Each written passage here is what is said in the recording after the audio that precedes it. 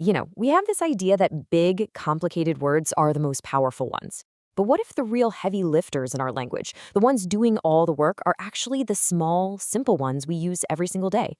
Well, we're going to put that idea to the test, and it all starts with one simple question. No, really, think about it for a second. How many different jobs can one little word actually do? The answer, I promise you, is going to surprise you. We're about to put one specific word under the microscope to find out just how much it's capable of.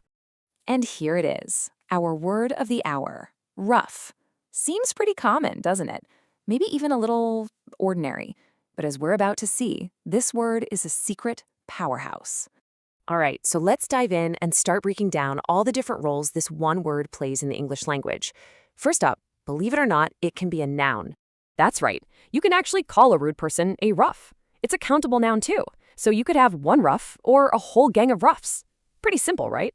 But we're just getting started. Now, this is where things get really interesting, when rough acts as an adjective. This is where you start to see its true flexibility, because it doesn't just have one meaning. It has a few, very different ones. This is probably the one that pops into your head first, right? It's all about physical texture, the opposite of smooth. We use it to describe surfaces we can literally touch and feel. And yeah, this example is just perfect. You can almost feel the splinters on that table, can't you? The word rough gives us this direct physical sensation in our minds. Okay, now let's look at a totally different meaning. Here, we're moving away from physical texture into something more conceptual. Rough can mean something is just a draft. It's not finished or polished yet. This is such a great example. It's not a final, super detailed map. It's a first try, an approximation. And the word rough does all the work of telling us that it's incomplete. And here's a third meaning, and it's completely different again.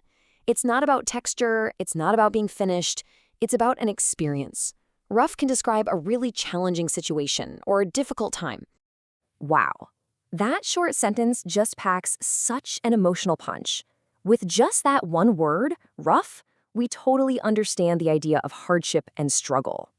So that's 3 different jobs as an adjective. But wait, there's more. Get this, the word can also be an action. To rough something in means to create a first draft or a basic outline. And you can see how it connects back to that adjective meaning of not perfect, right? Yeah, you hear this all the time from artists or designers. It means just get the basic structure down first. So the point is, this one little word is doing an incredible amount of heavy lifting for us. So let's just pause for a second. We've got one word that can be a noun, 3 different kinds of adjective, and a verb. So what's the big deal? Why does this even matter? Well, because this amazing flexibility isn't an accident. It's actually the entry ticket to a very exclusive club. And this is where it all comes together. The reason a word like rough is so incredibly powerful is because it's part of a carefully selected, highly exclusive group of words. Boom, there it is. Rough is on the Basic English 850 list. Now, this isn't just some random list somebody made up.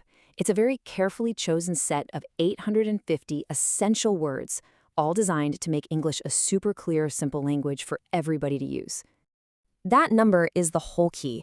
The entire idea behind Basic English is that you can communicate almost anything you need to with just a small but really powerful vocabulary. It's all about maximum clarity with minimum complexity. So the big question is why rough? Out of all the words in the English language, what makes it so special that it's one of the essential 850? Well, here's the cool part. We've actually already answered that question. The exact qualities that make a word perfect for Basic English are everything we just explored. It's got incredible versatility. It's a noun, an adjective, and a verb. It covers a huge conceptual range, from physical stuff like texture to abstract ideas like difficulty. And because of all that, it's just incredibly efficient. One simple word can do the job of a whole bunch of more complicated ones. So, what's the big takeaway from our deep dive into this one seemingly simple word? Well, it's a lesson that goes way beyond just the word rough. Look, it's so easy to be impressed by long, complicated, fancy-sounding words.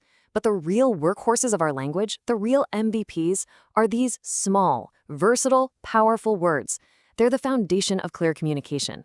Understanding them is like having a secret key to the whole language.